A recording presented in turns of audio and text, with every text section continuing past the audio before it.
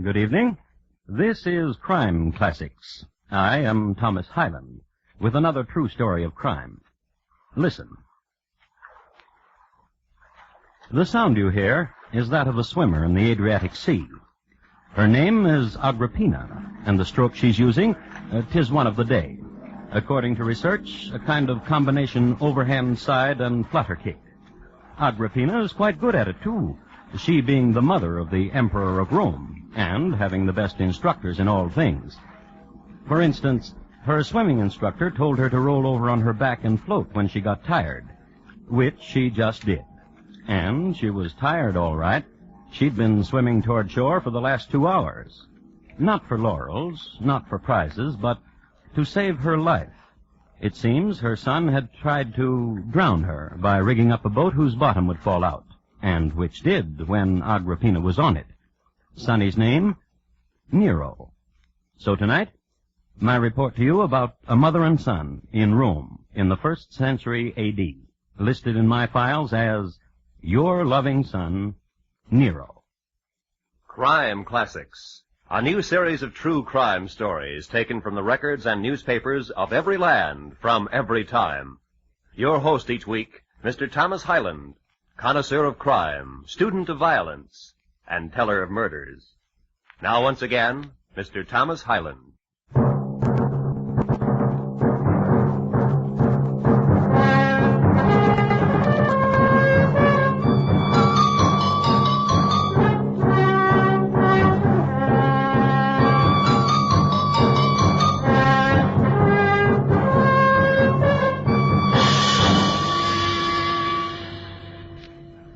Rome, in the year 62 A.D. Nero had been on the throne for 8 years and had put on 60 pounds. And no wonder. At 25, he had tasted every sweet from Ethiopia to Britannia and had scouts out for whatever he had missed. I'd better tell you some nice things about Nero before we really get into this. First of all, he had a genuine love for Rome and its people. Oftentimes, Nero would release 1,000 birds of every kind, some with Roman money attached to them. He also threw to the people pork and mutton saddles, as well as tickets for grain and togas, and choice seats to concerts, at which he sang. This was the Nero that history forgot. Now, let's have a look at the Nero who is remembered. Scene: dressing room in the Roman Colosseum. Principals: Nero and Seneca, his mentor. Hold high the shield for me, Seneca, so that I may look into it. You look like... What? Out with it. Out with it, Seneca. like a beast of the Nubian plains. Which was my design when I put on the skin of a black leopard. I meant sleek. And you meant handsome? And dangerous. Do I frighten you? Yes. Well, then cower. Oh, Nero. Ah! The Emperor will have great sport today. The crowd will love this novelty. I am beloved, is that not so? The poets sing of it. But listen now, great Nero. I have a thing to speak of. Hand me that broadsword. Here. This sword will be my cause in the arena this day. Beloved Nero. Seneca? This thing I have to speak of. Yes. They say... Who? Those about you of importance. They say you grow overly fond of your mother. As I am her son, why not? That she saps you of your wisdom. That she does undue influence upon you. Agrippina's a loving mother. Just so. Too much so. Her mother love saps you of your vigor. What you say is an impiety, Seneca. Lord Nero, be careful of your sword. What more of my mother and me? I repeat only what they say. Come, Seneca, lift me into the cage. Yes. Bend down your back so that I can step on it. Yes. Be brave now, Seneca. I am in a cage. What else is at your brain as concerns my mother? Kill her. For your sake? Because I love her more than you? For the sake of Rome. Which is me. Of course. Have the slaves wheel me into the arena, Seneca. Yes.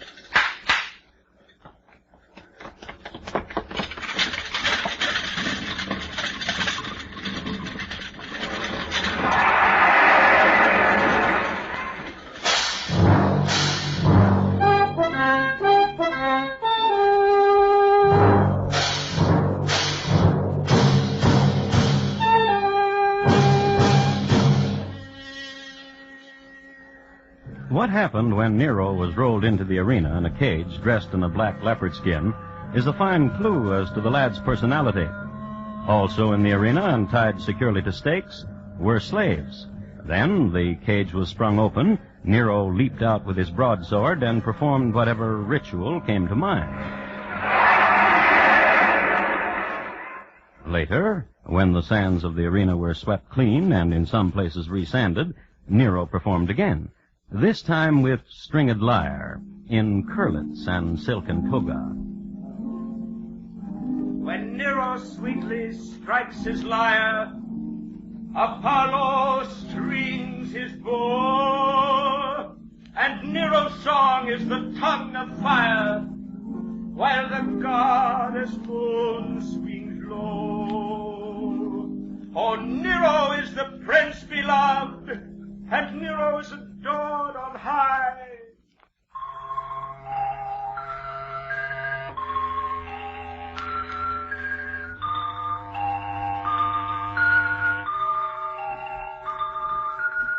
And so on into the night. He didn't sing well, but he sang loud and long. And he had a special arrangement with the Colosseum guards. Collect the heads of all those who tried to leave while he was singing. It was usually after midnight when Nero finally gave the signal for his audience to go home. Nero was fatigued and he wanted his mother. History tells us Agrippina had a restorative influence on her son because of the soothing quality of her voice, perhaps of her understanding of the light in her motherly eyes, or just perhaps because of a way she had with rose oil and myrrh.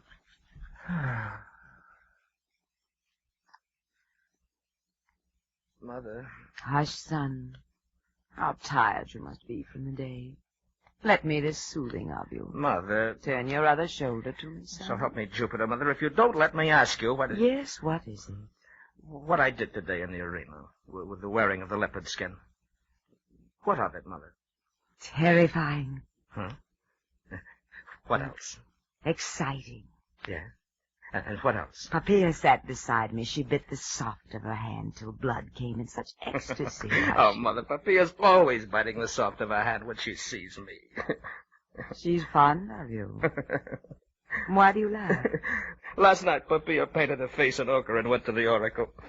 She's afraid Acte, the slave girl from Germania, has taken her place in my affection. Has she? Acte opened her veins this noon because I demanded it, and Poppaea doesn't know it yet. Anoint my hair, Mother. Oh, not that much. Poppaea is waiting for you, isn't she? Oh, of course she is. What does she say of me? We hardly talk, Mother. I sing to her, and then we stare at each other. Ah, thank Jupiter for Eros. But Seneca talks to you, doesn't he? Hand me that garland, Mother. Doesn't he? No, much. Constantly, pratingly, ceaselessly, without end. Of me? Much. Constantly, pratingly, ceaselessly, without end. What does he say? He wants me to kill you. I see. He says you love me too much and have undue influence upon me, therefore you should be dead. Nero, my son. Yes, Mother. Remember that Claudius died suddenly, and for that reason you are emperor. Remember that Claudius died because I wished it. Somehow there was poison, and somehow Claudius died. And remember, too, that rightfully your stepbrother Britannicus should sit on the emperor's throne, and remember... Jupiter, look at the hourglass. The sand's run out. I'm late. Let me kiss you. Ave Mater.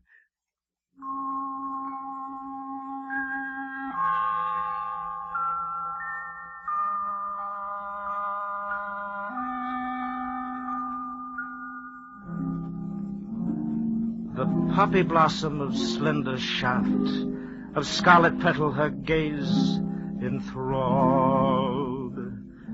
Give thanks to Olympus, give thanks to the gods that Caesar Nero has to her called. Emperor? Wait.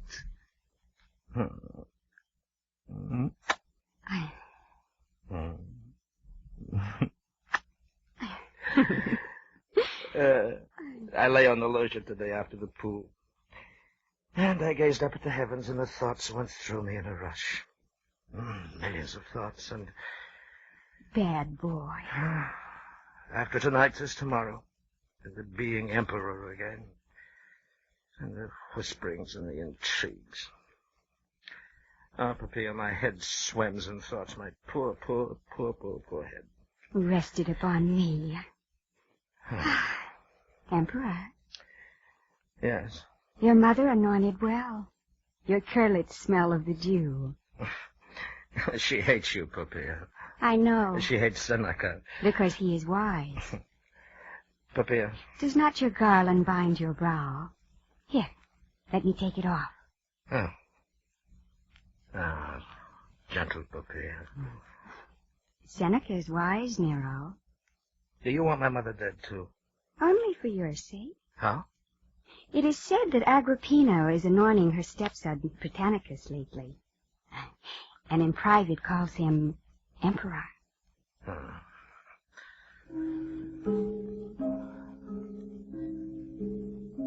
All night a Rubicus dwells a witch. Pluto's daughter, ill-got is she. Her name is Locusta, Locusta, Locusta, horrible witch. From the river of the dead, her poisons be. Oh, sing no more, Nero. I love thee too well, Emperor.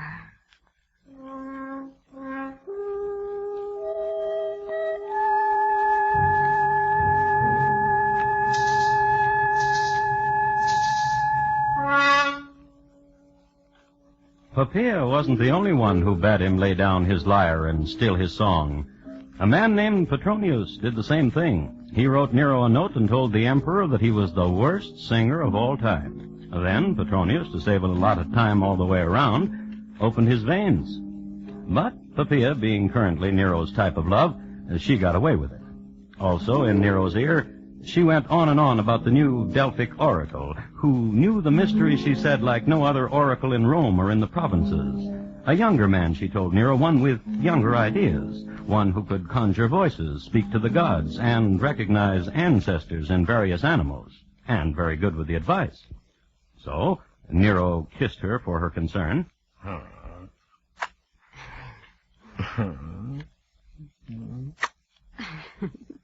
Retrieved his garland, left her. On the way to the Delphic oracle, he made a decision. And I'll do it now, as long as I've got my mind made up. And he made a detour. Stopped in to see Locusta on the Iter Rubicus, then paid a call on his stepbrother, Britannicus. This vase of wine I bring you, brother, from Gaul, it is. For the Rhone flows gently and the grapes grow fat. O great stepbrother, whose love is dear to me and who desires nothing but good for me. For these reasons I give you this wine that you should drink. Drink it. Like that, boy. Throw back your throat and let the coolness of it, the death of it touch you and chill you. Come on! Come on! Britannicus has drunk poison and is dead. He hated life and wanted no more of it.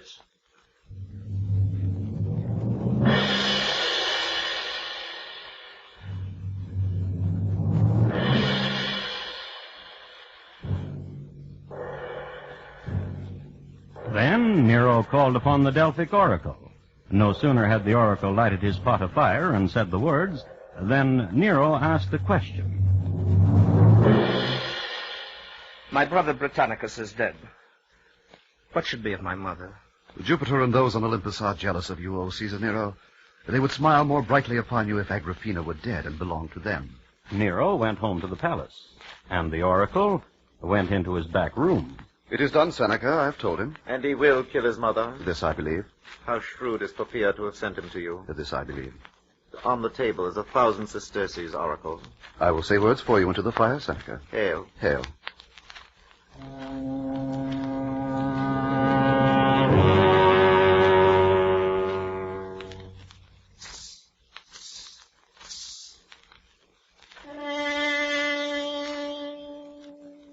Nero went to sleep that night with a new mission in life. He was going to kill his mother.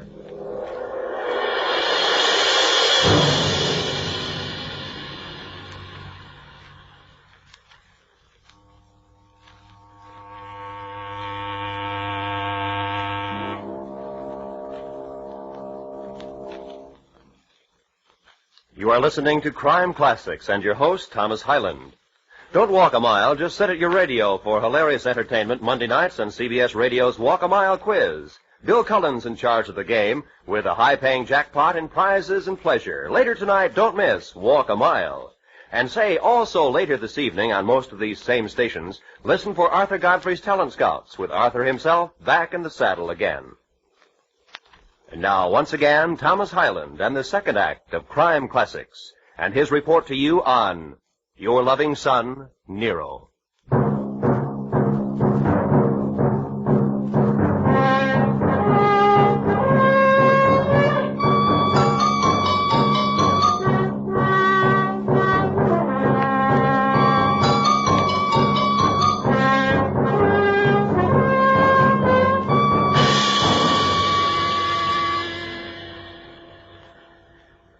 A word about Rome in the year 62 A.D.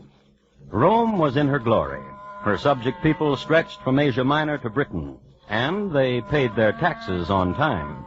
A city of slaves and temples and chariot races and visitors from Greece and freedmen from the provinces and spices and oils and unguents. And here and there on the streets, an old Etruscan. The Colosseum was the center of attraction. Here man fought man, beast fought beast. And on holidays, they switched. Nero was emperor, and you already know how Nero loved to set an example. Agrippina was his mother, and some background on her. Out of a maternal concern for her son, she poisoned a lot of people, most prominent of whom, her third husband, the Emperor Claudius. Pliny the Elder, in his letters, mentions her as the vilest of women, and I just quoted. But Pliny was called in the journals of Tacitus as a sour man, and I just quoted again. Anyhow, her son Nero woke up one morning determined to murder her. So he sent for Locusta of the Iter Rubicus. Get off the floor, witch, and come close. You brought poisons. Vile stuff. What's this one for? Nephews. And this? Daughters. And this? Mothers. Mothers? Oh, tell me of it. 'Tis powdered stuff of a thing I know, plucked from a swamp I know, when one night the moon of fertility rode. In the 8th month of Octavian, when there was harvest, it kills mothers quickly, instantly. Without pain. I would not like my mother to suffer. Like that. How is it used? Yes, a drop in a sweet meat, or whatever. I'll have it. Seneca! Pay her, Seneca. 1,000 sesterces. Seneca, have the wall splashed with sweet-smelling oil to take this reek out. Go.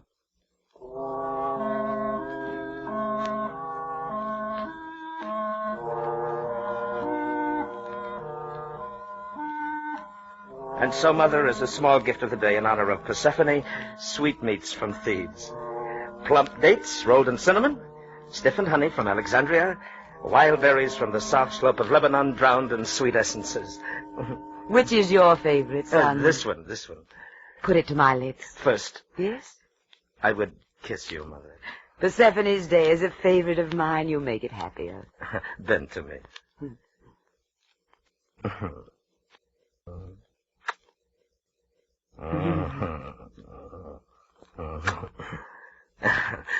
Now here is your walnut sweet. It's very good. Excellent. May I have another? Of course. Here's a choice one. It's bigger. Ambrosia. The gods should know of it. And may I have some of that? What is it? Oh, a morsel from the Hebrews. A cluster of almonds chopped with apples and dipped in wine. Delicious.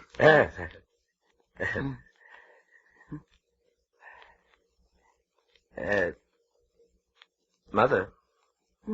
What? How do you feel? Blessed by Jupiter, who's given me such a fond son. Son. Yes, Mother. Eat of your gift. Here, I will place a sweetmeat to your lips. No, stop. Stop it. Do you ail? Stop it. Stop it, stop it. You ail, let me hold you, son. Sweet son, Emperor's son.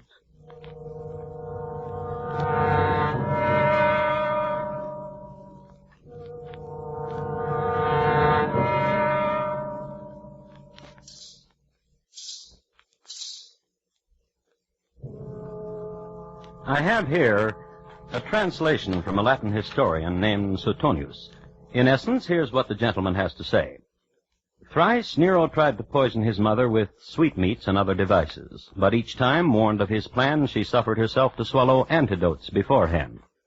Nero then planned another method for his mother's destruction. He tampered with the ceiling of her bedroom, contriving a mechanical device for loosening its panels and dropping them upon her while she slept. But this leaked out through some of those connected with the plot, so that Agrippina was warned and slept elsewhere. Imagine Nero's chagrin and fury and petulance. So his mentor, Seneca, came up with a thought. Now, the first thing you've got to do is control yourself. Throw that last Grecian urn and get it out of your system. I'm glad you did. It was a hideous bit of pottery anyway. Now the thought. Write your mother a letter. To say what? Well, you wrote Petronius a letter telling him it would be best for himself and the state to open his veins, did you not? Yes. And he did it. As did Fluvius when you wrote him a letter. And Caspar. And Marius and his 3 sons and that senator. Lucius. Loud from his mouth of taxes and excesses. And others. Write her. And you will tell me what to say? As before, with the others. Let us do it.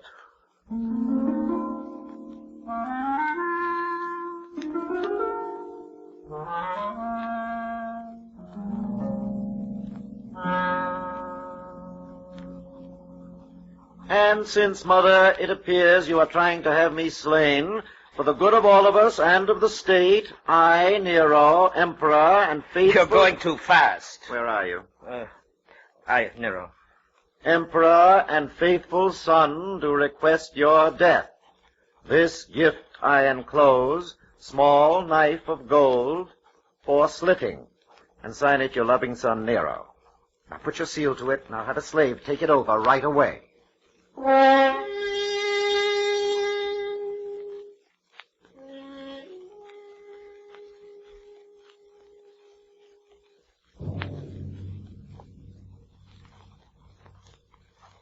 The slave has just now brought me your letter, which needs prompt reply. I will not kill myself, Ave.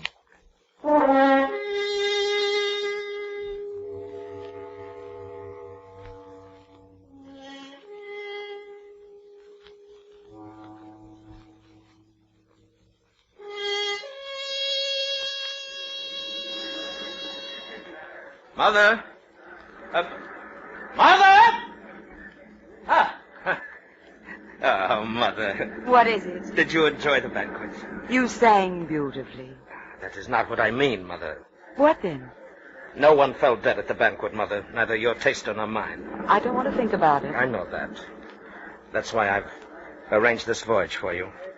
And when you return from Thessaly, you will bring back forgiveness in your heart for me. Son. Yes.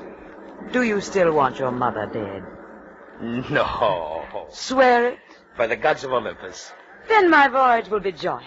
With a new and fleet ship to take you to golden sands and return refreshed. I love you well, Nero. You are my love. Ave. Ave. Sail home to me soon.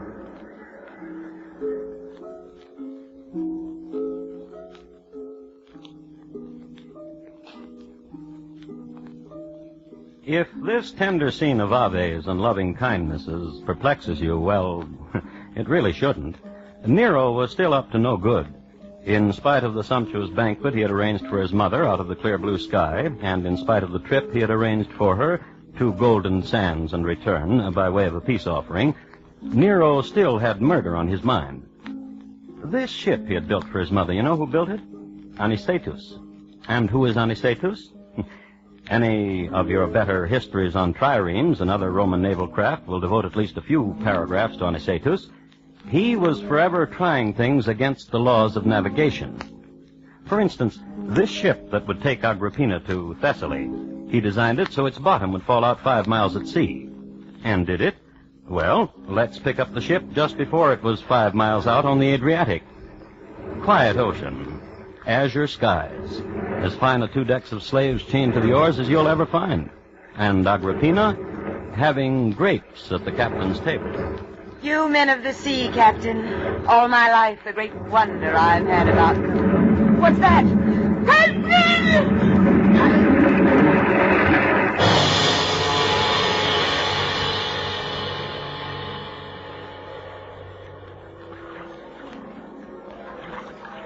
Well, everybody drowned except Agrippina. Not that she was the greatest swimmer in the world, as she only knew 1 stroke, but she had sense enough to roll over on her back and float when she got tired. So she got to shore. She made known who she was, which got her a fresh toga and transportation back to the palace. Nero was waiting for her. Mother. Mother! Mother! Oh, Mother! Slaves! Strangle her! And they did, with a silken scarf. It is interesting to note that the word mater in Latin means mother. From mater, we get the word matricide.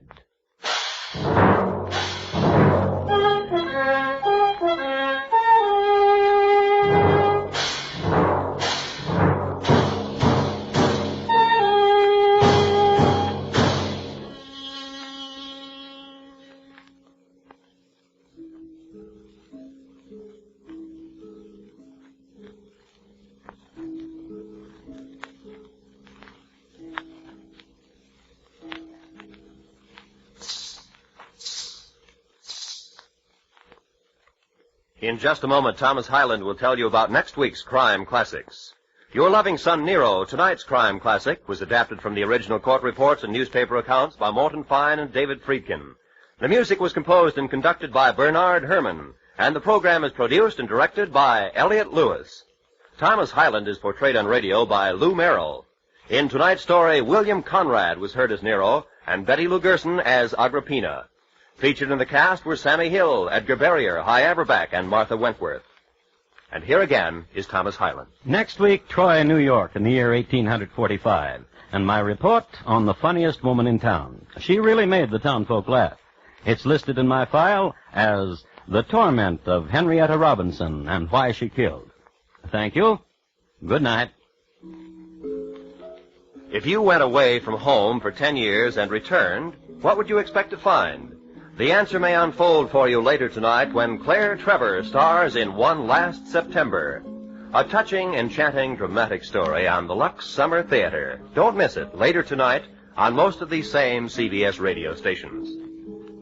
Stay tuned now for Arthur Godfrey's Talent Scouts, which follows immediately over most of these same stations.